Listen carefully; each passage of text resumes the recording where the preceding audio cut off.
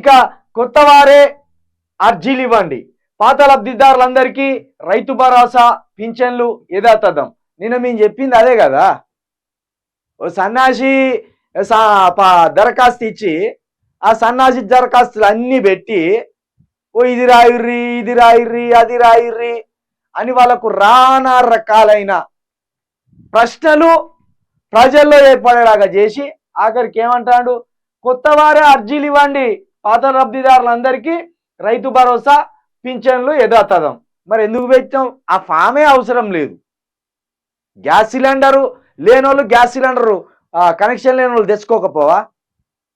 ఓ form నింపుమని వేసి దాంట్లో ఆస్తిపాస్తులు అన్నీ మళ్ళా ఏదైతే కేసీఆర్ అప్పుడు కుటుంబ సమగ్ర సర్వే అని చేసిండో ఆ కుటుంబ సమగ్ర సర్వేను ఇప్పుడు 5 గ్యారంటీల కోసము రేవంత్ రెడ్డి పెట్టిన ఫాము రెండూ ఒక్కటే.